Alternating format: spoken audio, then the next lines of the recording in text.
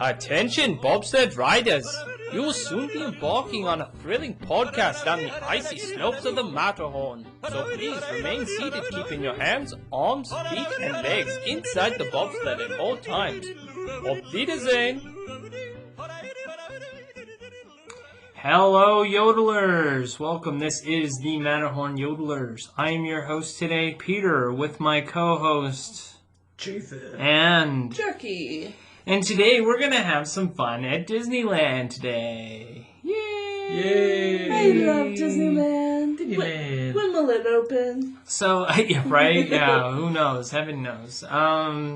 So today we're going to talk about some of the little secrets, the little tidbits that a lot of people do not notice, or if they do notice, you realize has no real reason of being there for the most part. They're just random things that are there that kind of like have a special magic to them. Mm-hmm.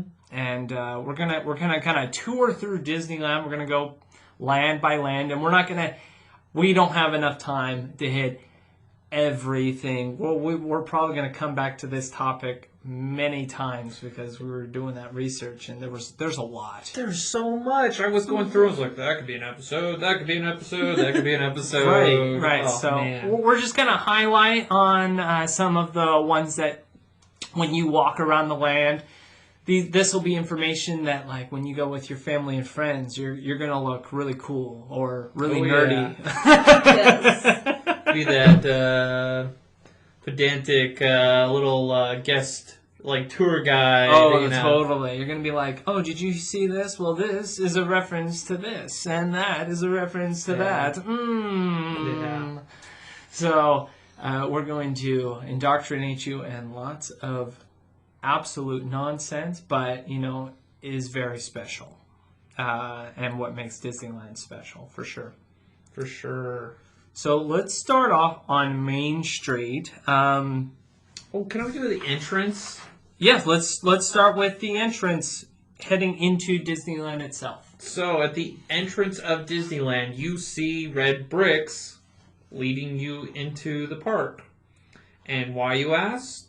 It's to give the guest a feeling of walking on the red carpet.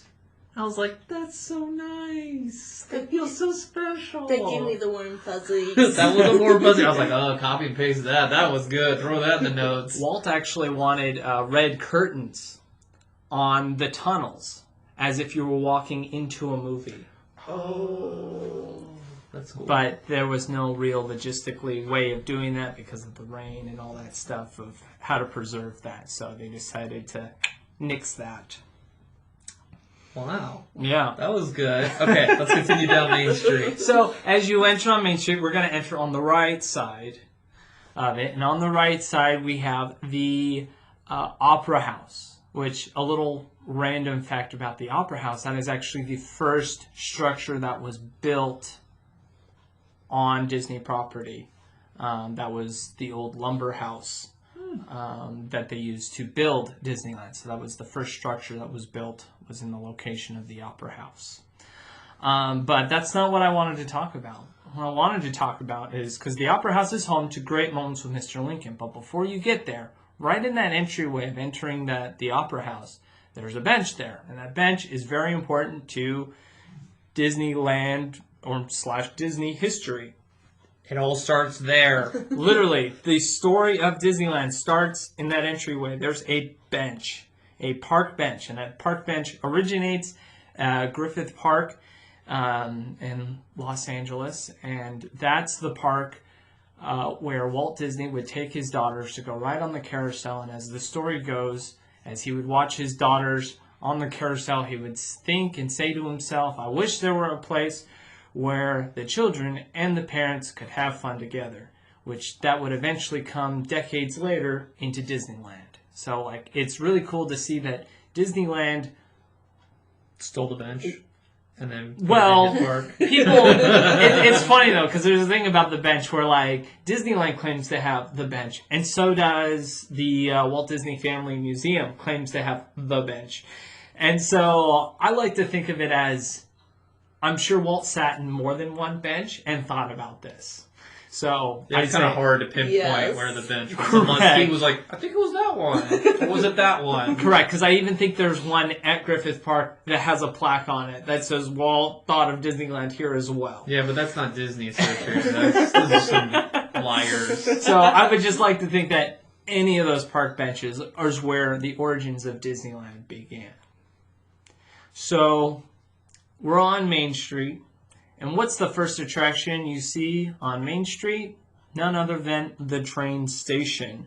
Jackie, why don't you tell us about the train itself? So the train, the part of the train, there's a, what is it called? Like an attachment? I don't know. An A additional caboose. a train car, another train cart. And it's actually the only train cart that is original that's still in the park today that was there when the park opened. And that is, and it's named after Walt's wife, which is called the Lily Bell. And it's not on every train. And so and it doesn't come out every day. It just comes out on special times. And inside it's like all red. It's decked out. It's very fancy inside. It's got that red velvet kind of feel. Fancy chairs. Yeah. And so you can actually go in it generally on a tour that Disney does. Yep. It's like a day with Walt, I think. A walk in Walt's footsteps. Walk in Walt. A walk with Walt. I think that's what it's called. Yeah, so you can actually see the Lily Bell. I had an experience where I was at the park with my father. My dad asked a question about the Lily Bell cart, and the train conductor was all like, "Do you want to see inside?" And my dad jumped on. I was like, "Yes." And we got. It's probably gonna be like a top 25 day for him at least. Oh yeah. And so we got to go inside it. I mean, not too far into it. And he got to sit on one of the chairs and take a picture, and it was a pretty magical moment. So. Yeah, they tend to save that experience for with Club 33 members and things like that. So it's definitely a rare occurrence. If you're lucky, you can ask a cast member, but don't expect it. If it happens, it happens. If not, then you can observe it from the outside. Yes. But there is a special luxury train car on one of the trains. Yeah. So, thank you for that. So, we're traveling down Main Street, and let's say you're walking down, and you know it's going to be a long day. You've got your jacket. It's winter time right now. But in California, it tends to still be warm. So you want to go store your jacket away. Let's head over to the lockers. So as you walk down Main Street, halfway down Main Street, you make a right to the lockers. Well, right before you get put your jacket away, there's this brick wall. And you might say to yourself, who cares? It's a brick wall. But this brick wall is known as the test wall. It's very interesting because if you actually look at the wall, all the bricks are different. The style of laying the bricks are all different. And this was a test wall for when they were building Disneyland to test the different styles of bricklaying and how they would look. And so that's how they decided how they were going to do bricklaying throughout the entirety of Disneyland Park. They were going to demolish the wall, but they kind of ran out of money, so they just kind of built around it. And you can still enjoy that brick wall today. So you can point that out to your friends and family and be like, this has been here since the very beginning. And its purpose. The very beginning. Ooh, I've got a fun fact. Go for it. There are mailboxes on Main Street, and those are legit mailboxes. You can mail, back in the day, before we had social media, there were postcards, and you would mail them to your family or friends from Disneyland. Well, you can still mail it through that, and they'll stamp it from Disneyland. Give it special, so people tend to do that with like Christmas cards. Yep. They come there and they'll mail off their Christmas cards from there as well. So I was like, oh yeah, I forgot about the mailbox that they still operate. It's a fun thing to do, that's for sure. Do they even sell postcards anymore? Yeah, they do. Yeah. They do. Okay. Not as frequent as they used to, but you can find them still, for sure. Okay. Ooh, I've got one more. Go for it. So there's Miss Tilly. She is the mannequin who works the Main Street Cinema. Her cast member name tag says she's from Marceline, Missouri. What's significant about that, Peter? That's where Walt grew up. So it kind of pulls you back there. Kind of the inspiration behind Main Street itself. Yes, is that it's the time period of when Walt was there. Yes. Also, the American flags only have 45 stars on the buildings there. Also, they don't have, since it's not a flag standard, they don't have to have a light on it. So Correct. they can have it flown in the dark without, like, offending people. Yes. Or disrespecting the flag. So, yeah, that's kind of pretty cool about, taking it back to the time period of Missouri and where Walt's coming from and the theming of that. Also, with Miss Tilly, that is the name on the boat on Mount Mayday at Typhoon Lagoon. Oh, yeah. Oh. So that's what I got for Main Street. That's great. So let's move on. We've crossed through Main Street. We could honestly spend an entire episode on Main Street. We'll probably talk a little bit more about The windows on a future episode because boy, is there a lot of information just on the windows on Main Street as well. So we'll come back to that a little bit later, and probably as we end our day at Disneyland, we'll make our way back onto Main Street and pick on a final couple details I want to point out. So let's head on. Let's head left. Let's go to Adventureland. One little fact that people may not realize is that the Tiki Room shares this building with the Jolly Holiday Bakery. It's the same building. Mm-hmm. So, like, if you stand in that entry point in between where you see the bakery and you see the Tiki Room, you say that it's the same building. They're not two separate buildings. So, like, you see that drastic theme change. It's one of those things that once you see it, you can't unsee it. Mm-hmm. It's just crazy, like, how well Disney does a good job of changing that theme on a dime. Oh, yeah. It's very seamless. Yes. And then you have, like, the restaurant that was there for the Aladdin's Oasis. Yeah.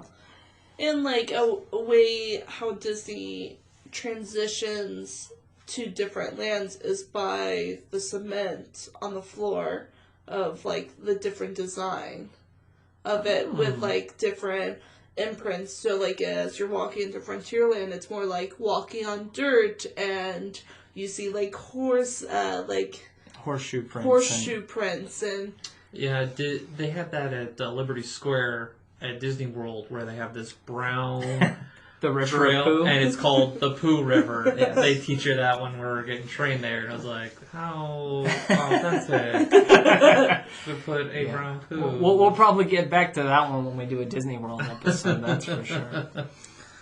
All right, so now we're in Adventureland, and I want to share this next one has a very big origin. This one dates back to a book that was released in 1955. It was a little golden book. Now those are our yodeler Jackie here. She's looking over at her book over here. She's got a little gold book as well, and many of our followers, I'm sure you guys read many little golden book. Well, this one was called The Little Man of Disneyland. Okay, and how this one goes is that there was this little leprechaun. I wrote down his name. I forgot his name, but he grew up in an orange grove in Anaheim, California, where one day Mickey, Donald, and Goofy came, and they were planning on moving the orange grove so that they could build Disneyland. Well, they ran into the leprechaun, and so the leprechaun's like, "What are you doing?" And he says, "Oh, well, this is what we're doing." So they took the leprechaun to the studios and showed him the plans as to what they were going to build there. And he goes, "I'll let you do it under one condition, that I get to live there." And so he lives in Adventureland. And for years, that's all it was just a story about a leprechaun that lived in Adventureland. It says to keep an eye out for him, but you couldn't really ever see him. Until I never saw it until you showed me like 3 years ago. I was Correct. blown away. Well, I mean, it's relatively new. As of 2015, Okay. they added his house to Adventureland. You can see the leprechaun's house. Where's the location? You can So specify. the location, for those who want to be spoiled, who don't want to look for it, so if You'll if never find it. you'll never find You'll it. never It's find it it's unless well someone tells hidden. you. So if you're walking down Adventureland, you see the sign for the Indiana Jones adventure, the Temple of the Forbidden Eye. If you take a look at that sign and where that sign is attached to the tree, go to the base of that tree and kind of look around. You'll see a little door, a little placemat, a window, and a little Like a chimney. little chimney spout. Yes. Oh. And that's where the little man of Disneyland lives today. So Such that's a strange little story. and And theming. nobody would know what that was unless you knew. Of course, you have to know. Yeah. Because you look at it and be like, well, that's weird, like a little house. there. Correct. If you found You're it like, one day. Chip and Dale live there or something, but no. Yeah, so it was a special thing that they added for the 60th anniversary of Disneyland. That's pretty interesting. Well, while we're at Indiana Jones, I am a huge fan of the Indiana Jones No way. story. I haven't Wait, heard you this. are?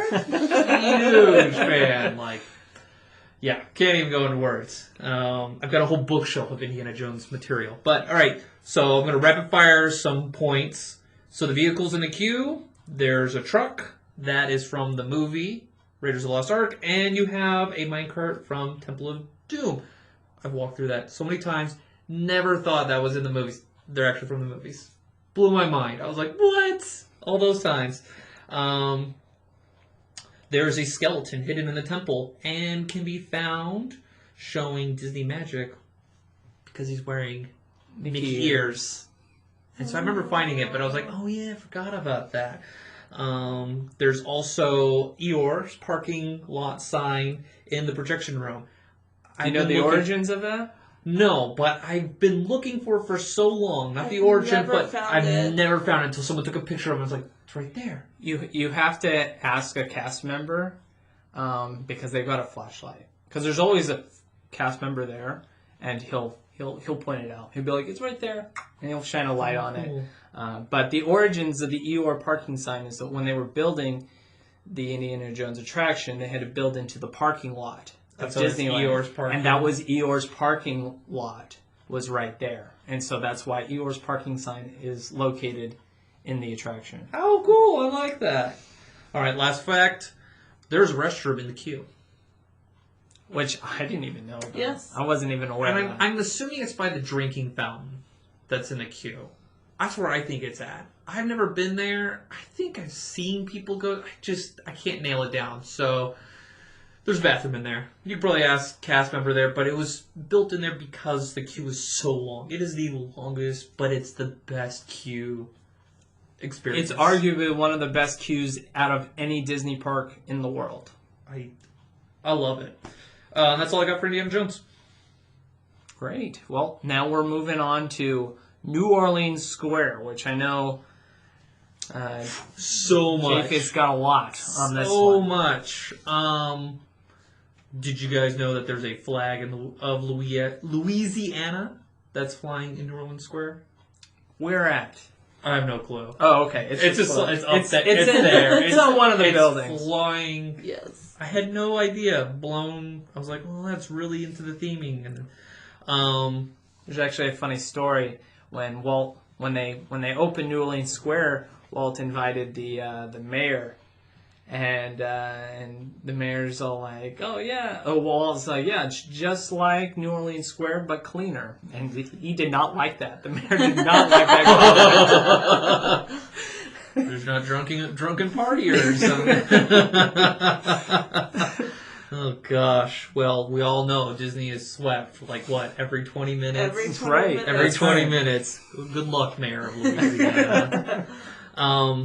So there is a brick. There's a bricked up sunken archway in the Esplanade along the riverfront, out in front of the Haunted Mansion. It's canal in New Orleans Square labeled 1764. is all that remains to unify this super theme that Imagineers were trying to do. So the plan was called for a crypt next to the Haunted Mansion that would lead you to a treasure pirate-themed tunnel system along, it would connect Haunted Mansion, Pirates of the Caribbean, and Tom Sawyer's Island as this giant theme interconnected in New Orleans Square. It's a great story arc that I wish came to fruition. But it's still there, but it would have really super themed the whole park. So it's supposed to connect. So you would enter in the crypt, which is Jean Lafitte, who was a famous pirate, smuggler, and American hero. He helped Andrew Jackson in the Battle of 1812 and the Battle of New Orleans. And so it goes into and you'll see the Lafitte, theming throughout the area. You'll see the anchor that's there that transitions you from Frontierland to New Orleans Square. It's there, and it has been in the park, and the plaque has been there for years. Yep. There's pictures of it from early time of Disneyland. And so it's been a part of Disneyland's history, and it's part of the theming throughout. There's been restaurants and trading posts, and there's the landing point as you're getting onto the ride at Pirates of the Caribbean. It's named after Jean Lafitte. And so it's this story that goes, and there's an Imagineer, and I forgot his name, but he wanted to connect all of it together, or bring back the theming that Walt originally themed for I think New it was Orleans. Mark Davis. Was it him? I think so. I could be wrong. But there was one that was trying to bring it back when they were trying to build up New Orleans, or they were bringing it back up. I think that's why the rumor of the 1764 is 200 years prior, or prior to the birth of this Imagineer, and that's where that comes out. So you'll just see this archway, and you see it here, and you're like, that's weird. And that's like a symbol of this giant idea of where they wanted you to enter in the crypt at the Haunted Mansion, and it would take you to the catacombs, where there would be pirate bones from the victims of Jean Lafitte, and you'd go to Tom Sawyer's Island, and there would be, instead of Fort Wilderness, there would be a pirate ship where there would be treasure, and there would be a little restaurant, and kids could get little drinks with Pop Rocks, what they said, that was really popular in the 80s, Pop Rocks. It was a way of Disney trying to come up with a way for them to get rid of the rafts to travel to the island. Oh, that would be so cool. I just thought, how cool would that be, going from this point, and you're going through a tunnel, and it's like a pirate lair, and then probably a little treasure. I mean, the theming is just great, that it just brings it all together, because you're like, how did the Haunted Mansion get here? Like, you have this giant place, and there's these ghosts, and it kind of brings in, it was maybe Jean Lafitte's house before, you got Master Gracie, where's his part? And there's stories more into, the Haunted Mansion is its own beast, but I thought it's just so cool that it brought it all together. And so that's the one, little symbol, the 1764 is kind of like the lost dream of the catacombs. And you know what? I don't think that dream's dead. I think that dream is still out there. I think one day we will get that catacomb. I think so. I think eventually, that they'll revisit that idea, because I still think that is an amazing idea, and I wish they will do it. Let's get Elon Musk. He'll just tunnel his way from there. That's probably what it is. Logistics of tunneling up. Yes, that would be rivers it. of America. You would have to basically, you'd close the rivers again and all that stuff. Yes. So it would be a logistical nightmare to make a new tunnel. Oh yeah. And have it come up Structurally. Yeah. I mean, how comfortable would you be going in a tunnel in California? I don't even like going under overpasses and just okay, I don't know. This is the time when it goes, and I get pancaked by a freeway overpass. I don't know. So while we're in this Haunted Mansion area, I'm just gonna rapid fire some things. Stretch rooms, up or down? Well, at Disneyland they go down, because you need to go underground so you can go underneath the railroad track to get onto the ride. Disney World, it goes up. So when I worked at the Haunted Mansion at Disney World, you have everyone going, here's the elevator, It's not an elevator, because if it was an elevator going down, you'd be underwater, because the water table is so high. Disneyland or Disney World is a floor up. So just throwing that out there so you know the difference. Yep. So when you're in Madame Leota's seance room, there's a book open. And when I worked at the Haunted Mansion, it's open to page 1313. Why is 1313 important besides it's a spooky number? It's the address number of Disneyland. Boom. Yep. It's right there. And also, where we at? We are in the attic of the Haunted Mansion where the bride is located. There's a chair in the attic. Oh, no. I'm going to do Andrew Jackson first. Then I'll talk about the chair. And that'll segue me to the other part. So Andrew Jackson, his boots and uniform are there, which Andrew Jackson worked with Jean Lafitte. And Andrew Jackson was at Fort Wilderness before they shut it down. His uniform is in the attic. They say it wasn't themed that way. It was just, we're like, okay, let's reuse these props and just throw them in there. But it kind of shows the connection of everything with this little, like, super theme that could be, or is there. Mega land. Mega Yes. theme land, yeah, with New Orleans Square. Also, like I said, there's a chair in the attic that you'll see one of the bride's victims, one of the husbands, he's sitting in. And that same chair is seen in Pirates of the Caribbean, where you'll see Jack sitting in it right before you're going up and leaving the ride. You'll see Captain Jack Sparrow sitting in this ornately carved chair with all the treasures. That same chair is depicted in the Haunted Mansion. Crazy. Yeah. It's all coming together. All of the lines. This is a conspiracy theory I can get behind right here, alright? So, takes you to the Pirates. Before you go into Walt Disney's, or before you go into the Pirates of the Caribbean, in the iron, fencing above the ride, you'll see the initials of, what do you guys think? Walt and Roy Disney. Oh. I was like, that's so cool. Didn't know. Peter, did you know? I did not know. Oh my goodness! I got one! You got one. You got one on there. That's for sure. Hadn't All heard the that times one. you look and stand in line, and it's so subtle. It's there, Yeah. and you're like, oh, that's so cool. Spooky one. We've all heard this. There are real bones in Pirates of the Caribbean. Ooh. I think there's only one. There's Yeah. just the skull. There's the skull, but there's also a skeleton that shows indication that it possibly is as well. Oh. Because they've shown pictures throughout the years, and they've seen that this skeleton is decaying more than than the known fake ones. And so, yeah. And so you wonder, is this just like,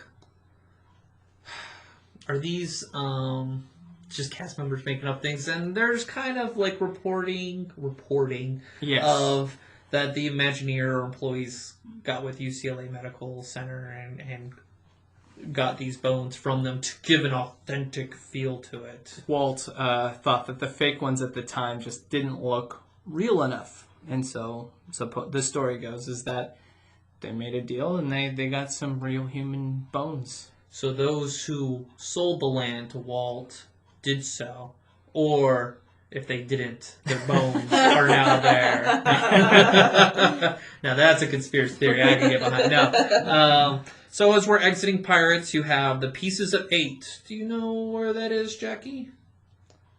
No. That's the gift shop. Yeah. Oh, okay. That's So the pirate store. it's very popular. The name comes from the gold and silver money pieces. They're broken into 8s. Back then you can cut up money. You can do it now, but it's not going to worth anything, right? And so that's where the name comes from. Also, I heard that the Pirate League each has a piece, and there's 8 of them. Oh. So there's that idea.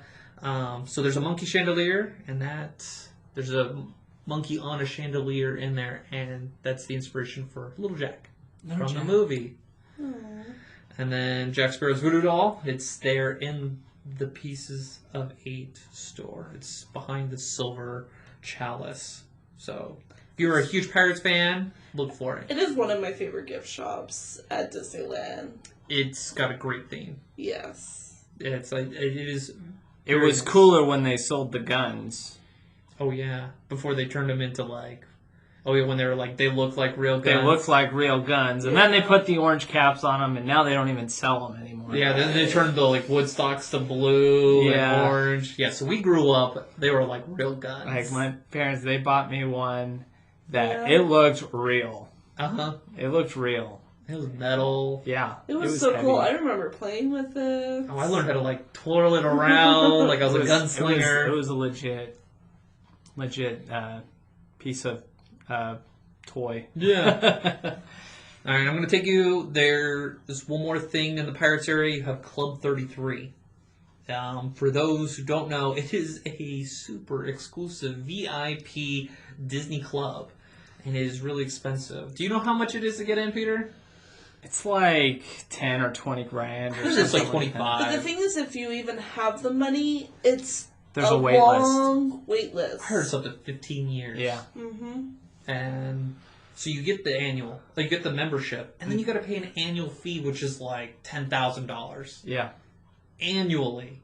So I can see a lot of people signing up, and if you have the extra money to spend 30 G's for a membership there, but there's an elevator that takes you up, right? And then Yes, like there's a restaurant. I've been in the lobby. Yeah, we've been in the lobby before. We did a tour. We did the Walk with Walt tour, and they let us stand in the downstairs lobby of the club, where we got to take pictures inside the elevator. Ooh. Yes.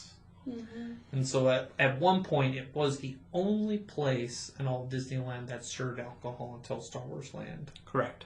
Galaxy's Edge was created and opened. So it's very subtle. It doesn't like announce itself. You'll like walk by it and you'll have no clue. But it is, for those who know, it is super exclusive, and it's like, Well, and now with like the remodel of Club 33, the old entrance has like the 33 sign next to it, but that's not the entrance to the club anymore. They moved it. They moved it? They moved it. Okay. So, They moved it into a place that a lot of people are upset about. yes. The Court of Angels.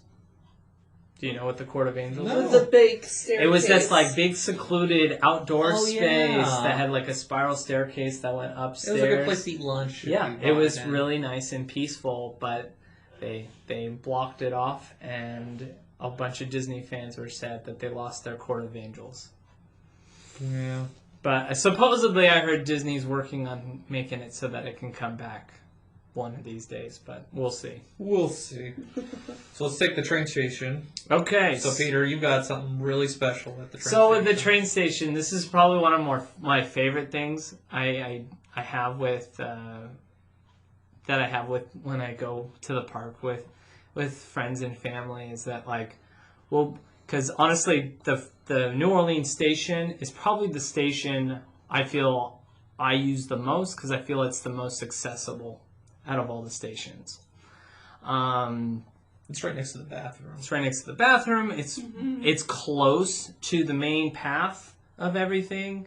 Like most of the other ones, you kind of have to go out of your way to get to it. This one's just right there. So it's very convenient. So I always end up going to that station. Well, that's interesting about that station. Well, there's a lot of things, but the one I want to talk about is normally when you're sitting there, you're waiting for the train, you hear a little clicking.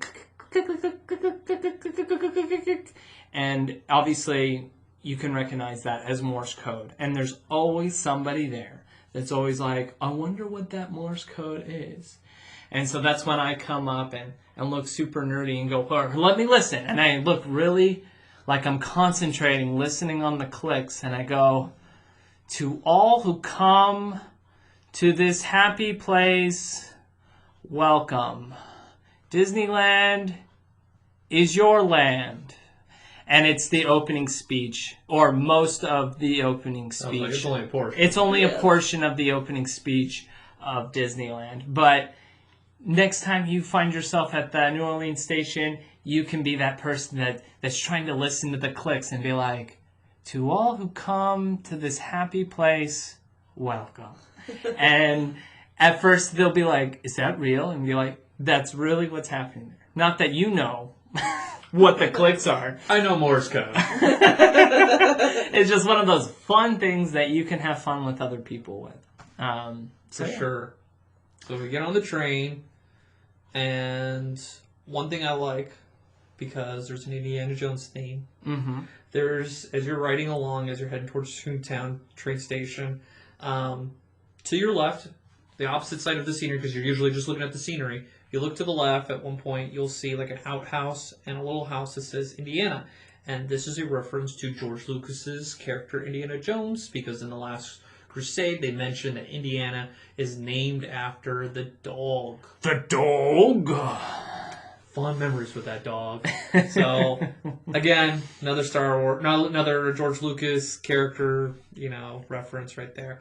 And then as you continue on there, you'll see a Native American chief sitting on a horse. He's waving and greeting all the railroad and steamboat passengers. His name is called Chief Wave-A-Lot, because that's what he does. He waves a lot. I was like, oh, that's fun. I like that. That's great. So, before we head off into Toontown, I'm going to backtrack this. We're in Critter Country now. There's one little fact I want to share about Critter Country. Because, do you guys know what the original name of Critter Country was? No. Bear Country. Oh, yeah. It was Bear Country because at the time the only thing there was the Country Bear Jamboree. Well, then later on, in the 90s, they added Splash Mountain. Okay? And inside Splash Mountain, they added a tribute to the Country Bears. One bear in particular, Rufus. Rufus the bear is the bear that they would always wake up. Rufus, wake up! It's showtime. And he's always sleeping. He's the technician. He turns the lights on and things like that. Well, he had a little home in Splash Mountain. So as you get on Splash Mountain on the ride, before you get to the story portion, before the first big drop, you'll hear snoring in a little cave that used to say Rufus. But then when Country Bear Jamboree left, they changed it to Brer Bear. Now, that snoring noise has at least one other use. Before, we're going to go back in time to the time of, right? We're going to go back in time to nature through, what is it? The railroad through nature's wonderland. The attraction that used to be where Big Thunder Mountain is, which was this slow-ish train ride through the desert and different environments. Well, there was this part with bears, and there was a recording of a snoring bear there. And so it's considered one of the oldest theme park sound effects still in use today in the world. Now, if you listen at Disney World, it's a different snore than the one at Disneyland. But so you can imagine if Peter sat you down in a chair back and then you're like, which bear is it? Is it Disneyland bear? Or is it Disney World bear? You can't leave until it's done. I can imagine he would do that today. I wouldn't put it past me. But supposedly, now I've only heard this from a couple sources, so take this fact with a grain of salt, but that snoring noise has another origin that dates back to 1937. Do you know what Walt Disney was working on in 1937? Snow White. Snow White and the Seven Dwarfs. So, the story goes, is that they recorded the actors who did the voices for the dwarfs, them snoring, because there's a whole scene with them sleeping, and a bunch of them are snoring. So the rumor goes is that snore is the same snore that one of the snores from one of the dwarfs. It's not confirmed as to which one. People like to say it's Sleepy, but it's not confirmed as to which dwarf it originates from. But that snore that you hear in Splash Mountain supposedly originates all the way back to Snow White and the Seven Dwarfs. I think it's Snow White. I think it's her. Who knew that there were so many facts about one sound of snoring? So, now that we've got that out of the way, we could go on more and more, but we need to get this train a-moving. Okay? It's Main Street.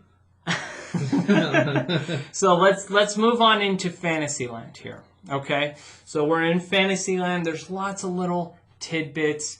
a lot of little quick facts. What are some of the quick ones that you guys can think of? Their Mr. Toad's Wild Ride and Peter Pan Flight have a weather vane that associates with the ride. So you have to look up on the roof. Weather vanes tell you which direction the weather or the wind is blowing. So there's themed weather vanes up there. And also the Evil Queen appears every 20 seconds in the window, looking down at Snow White's ride. Hopefully that's still there. I think it is. I don't know. They haven't announced that yet with the recent changes to the ride, so we don't know.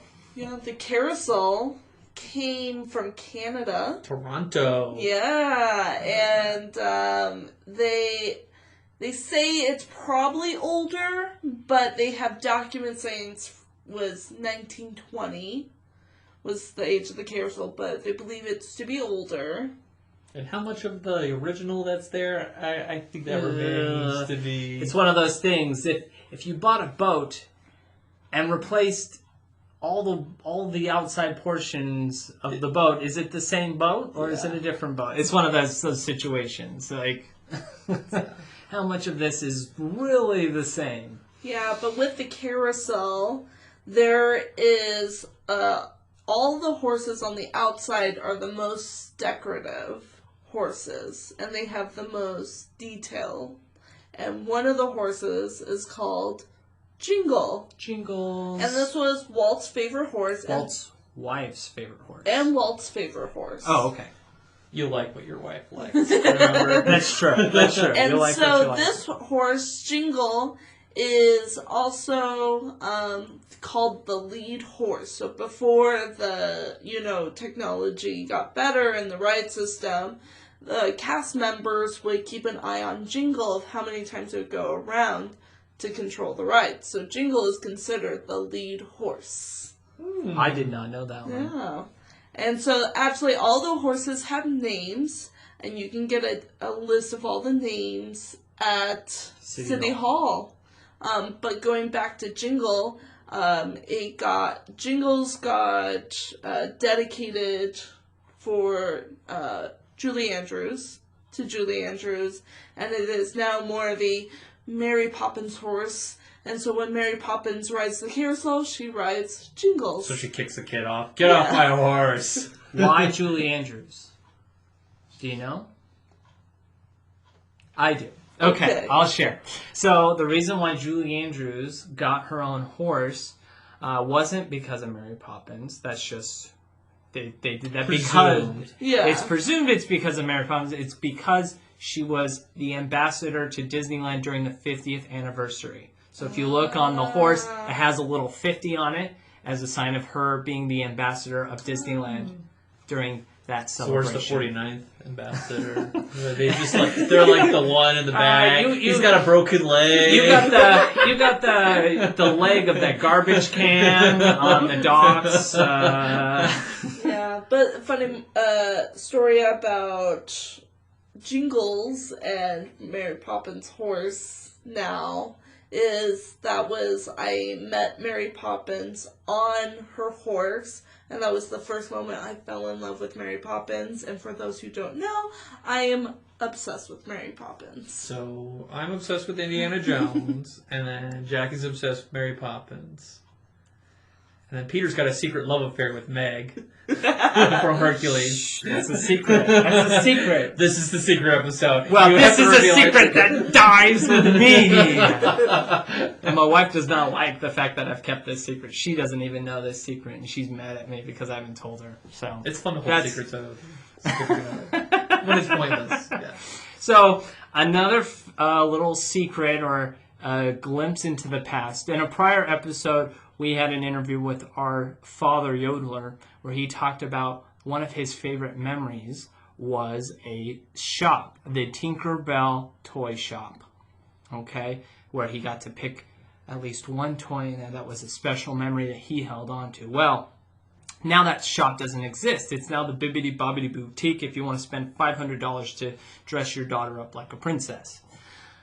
But there's still origins of the Tinkerbell toy shop out on the outside of the Bibbidi Bobbidi Boutique. If you look on the outside, you'll see faces on the pillars, on the wood posts of different Peter Pan characters. So you'll have Captain Hook, you'll have Shmi, and the crocodile. Now, there were 4, but one of them got taken away when they overlaid the entirety of Fantasyland in the 80s. And do you know what character that was? Nana. Poor Nana. Poor Nana.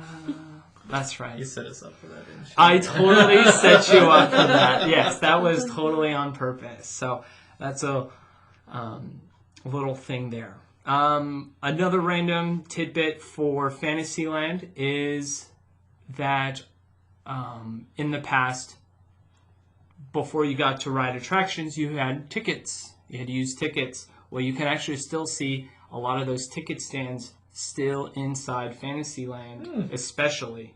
For example, you got that giant mushroom that's in the queue for Alice in Wonderland. That used to be a ticket stand, as well as the giant lighthouse for Storybook Land Storybook Land Canal boats. That was a ticket. No idea about that. Okay.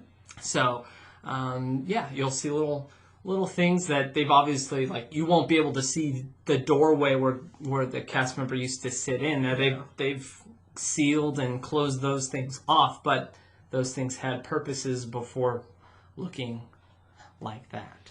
So, let's do a quick rundown because we are the Matterhorn Yodelers. Let's at least get a good Matterhorn secret out there. I got one. Go for it. There's a basketball court inside the Matterhorn. There's a basketball court up there. It's not There's- full length. There's a hoop. There's a hoop. There's a hoop. And up you there. can, there's a little room where you can shoot around. I mean, there's no point putting a hoop if there's... So, you can't really see it as a guest. No. But if you do watch the Imagineering story on Disney Plus, Yeah. you will be able to get a chance to see it in that documentary. They do show it off there. So It's there. It's real. it's a real thing. Bob Gurr got to got to shoot a hoop on it. Great Imagineer. Mm-hmm. So Tomorrowland. What are some of the ones that you have for Tomorrowland? All plants are edible, so you can eat it, but don't eat it. Don't eat it. Don't eat it. They use pesticides and spray it, and they're dirty. They're good. No, just don't. Don't do it. That just went with the vision of that idea of tomorrow, where all space is utilized properly. It would be practical. Yeah, I like that idea. Okay, that's all I got. Okay. Peter took away one of mine. Okay, so I've got one. One that's got technically 2. But when you exit Buzz Lightyear, right? You exit the ride. You got 2 paths. You either go out to the to Tomorrowland or you go into that gift shop, the little green man gift shop. Inside that gift shop, you may not realize it, but you're looking at Disney history in there, of Tomorrowland history. Okay, so let's say you're looking for merchandise and you look at this shelf that looks like a rocket. Well, that rocket-looking shelf is actually an old ride vehicle that was the Astrojet vehicle that used to go up above Tomorrowland. That you can actually, and you can tell it was a ride vehicle because you can still see the handlebar that the guests would use to lower and raise your rocket. And there's 2 of them in there. They're repainted, so they don't look like they did originally. But you can still see those rockets in there being, I think, storing either a shirt or backpacks or whatever they want to put in there. But that's not the only thing that's in there. So after you've picked out your merchandise, you make your way over to the counter. If you look down at the counter, that counter is made from the People Mover. A People Mover vehicle. Oh, wow. Wow. So you've got a little bit of history inside that shop. Whether you realized it or not, you got to see a little bit of history of Tomorrowland. There's not too much of it left. That place has been plastered and destroyed. A lot of people were upset about a mural that was recently destroyed in Tomorrowland. I remember that. Mm-hmm. Oh, gosh. So There's not too much in Tomorrowland. Well, there is, but Well, there there's, isn't. There's some Star Tours that my Yes. buddy, who when I worked with, or when I was roommates with during my college program, he went to Disneyland and was working at Star Tours. And at Star Tours, he was telling me where you see like Admiral Akbar, and he's sitting up there. He says, "Yeah, the lower part they didn't change. It's the same like mannequin from the ride previous. Oh yeah. So it's nothing." I was like, oh, that's pretty interesting. But also, while you're waiting in that queue, you may hear an announcement for the calling of passenger, Mr. I can't even say his name. Do you know how to say the name? Egroig. Sakul. Yeah, something like that. And that's basically George Lucas. Not basically. It is George Lucas. Spelled backwards. Spelled backwards. So you'd be like, oh, George Lucas, he's running late. So that's what I've got for that ride, or for Tomorrowland. All I right. just forgot about that. Yes. So we're getting close to the end of the day, but before we get to Can we the go end to the of that, castle real quick? we can do the castle. Absolutely. Okay. Let's take a look at the castle. So there is a time capsule in front of Disneyland for the 40th anniversary, and it is to be open. What was it? 2035? Is that when it's supposed to? Something 40 like years. that. It's 40 years after it's being buried. So I'm kind of curious what they're going to excavate from that time capsule. 15 more years. That's scary. Yeah. Isn't that like Yeah. we have a poster from the 40th or 45th, but it's crazy how at the 80th, which is 15 years away, Yeah. it'll be there. Well, 14 now. My Yeah, goodness. 14. We'll see. But I thought that was cool that they have a time capsule there at the castle. Okay, so I've got a couple little random ones that you can look out for when you're walking around. They're just fun. For example, they're the little toaster, the toasty roasties. That's what they're called. Oh, the guys yes. that rotate. Yeah, so if you go popcorn. around and look at all the different popcorn carts and the different lands, they're all themed differently. And you can tell if you look at if you walk up to the cart, you don't have to buy the popcorn to see this, but you'll see these little toy figurines just turning the popcorn. They're running the popcorn machine, and they're themed differently. You'll have like Ghost in front of the Haunted Mansion. You might have a clown in Fantasyland. I like the Rocketeer. The Rocketeer in Tomorrowland. Oh, and, that's my of favorite. course, the Yeti in front of the Matterhorn. The Of Yeti course. is roasting some popcorn. So that's something to keep an eye out for. Also, the garbage cans. Garbage cans are themed throughout all different lands. Yep. The one I want to point out is in Galaxy's Edge. And we'll probably get into more Galaxy's Edge Easter eggs probably later on. Sure, that's not a droid. No. So the garbage can has a number on it. And I don't have the number listed at the top of my head, but that number on the garbage can is the number that Luke Skywalker tells C-3PO which garbage compactor they're in. And that's listed on all their garbage cans over there. That's cool. Good theming there. Right? Good job. It was a fun one. When I saw that, I was like, that's cool. It's you just when you see Imagineers, you're like, I see what you did there. Somebody watched Star Wars. Someone did their homework. Okay, so now it's the end of the day. It's getting dark. We're heading back down Main Street because, as we head out the exit. So I've got two more left, and they're about lights. Okay, the first one is at the refreshment corner. Okay, so if you look at the lights in the refreshment corner, they're yellow, red, yellow, red, yellow, red. Well, as you look at all the lights, you'll notice one light bulb that has both of them. And this has origins all the way back to 1955 when they were installing all these little popcorn lights. They ran into an issue where they added them on two opposite sides, and when they met in the middle, they realized they were off. And so, because it's, white, red, white, red, white, red. And so Walt's solution was, well, make one half red and the other half white. And to this day, they have a red and white light bulb. That's Wow, King Solomon's approach. Just cut it in half. Just cut it in half. And to this day, you can still see, and it's not like it's not like Disney can just be like, okay, we're just going to redo it all now. Like, that would be an easy solution for them. But because that has a Walt touch, they've kept that in there to this day. Okay, and now we're going to close things up. I might get emotional right now. So this little thing, probably most people know. And this is the light at the firehouse. So for those who don't know, which you probably do, because this, in my opinion, I think is probably one of the more well-known things. I don't know this. So You will as soon as I tell will. you. You'll know it. Like, this is very well known. So, as most people know, Walt he had an apartment above the fire station on Main Street. Okay? And he visited Disneyland often. And a tell sign that Walt was in the park was that he'd always leave the lantern on above in one of the windows to let the cast members know as well as the guests know that he was in the park that day. He wasn't one of those CEOs that he opened things up and then never showed undercover up. boss. You know, he showed up. He wasn't one of those CEOs that would just only show up for big events. He went to Disneyland often because he loved it. You knew he loved Disneyland. He would go there so often. He's a tinker. You just keep going. Oh, totally.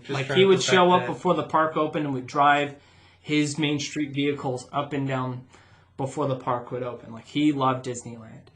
And so when Walt died, I'm bringing this down.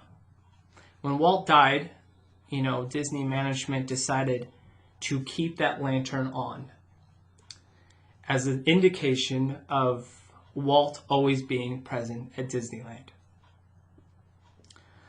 Sorry, I'm getting emotional right now. So, it means a lot to me because I have one of these weird, you can call it a tradition every time I go to Disneyland. If it's my last day at that park, I will stand at a certain point in Town Square where I can see the castle and I can see his apartment and his light. And I would quietly think to myself and thank Walt for the wonderful gift that he gave. That not only I get to enjoy, but everyone really enjoys and loves. And that's what kind of this whole episode has been about. These little things that make Disneyland special. All these things that we've talked about, they didn't have to do any of these things. They didn't, you don't go into the park going, oh, I want to hear that snoring noise on Splash Mountain. That's going to worth my ticket. No, they didn't have to do these little secrets. They didn't have to show those little tidbits. But they have them there because it's part of the magic. It's part of the experience. And I think Walt's Lantern is the perfect example of what makes Disneyland truly special. And that's kind of the note I wanted to leave us on. That, we would not have what we love today without that man, Walt Disney. Sorry, I'm really losing it. So it starts with the bench. It starts with the bench and it ends with the light. That's and the light continues to show that he's there and the dream continues. So it's a continuous dream, and I think it's really beautiful. Yeah. I had no clue about that. Oh, really? And I think oblivious, and I think it's very poetic and very beautiful, and I really appreciate you sharing that. I will certainly appreciate that tidbit. So let us know. This is up on you guys. Let us know what your favorite secrets were. If there were one that surprised you, or ones that we didn't mention, because again, there's hundreds. Oh, there's so many. There's hundreds of them. Just participate. We're going to do our best to try to post some of these pictures of some of these secrets on Instagram. We'll do our best. But, comment if you want to see certain pictures. We can definitely post them. To where you can look for them or be like, what are you talking about? Like the little house, that's a good one. Yeah. But and if you like this episode, don't be surprised if we do another one, because this was a lot of fun for me to work on, and I'm sure my fellow yodelers enjoy it. Yeah, I was just doing like a myths one, or especially with the Haunted Mansion, that's the tip of the iceberg. Oh yeah, even just doing individual attractions, Pirates, Haunted Mansion, Small World, things like that. So we'll definitely dive more deeper into more secrets, and we'll even go into Disney World. So let us know. You can follow us on Facebook and Instagram, as well as email us at thematterhornyodelers@gmail.com. And until next time, auf Wiedersehen. Thank you for joining us on this week's episode of the Matterhorn Yodelers. Please remember, before your bobsled comes to a complete stop, to follow us on Facebook and Instagram. And remember... Remain seated, please. Permanecer sentados, por favor.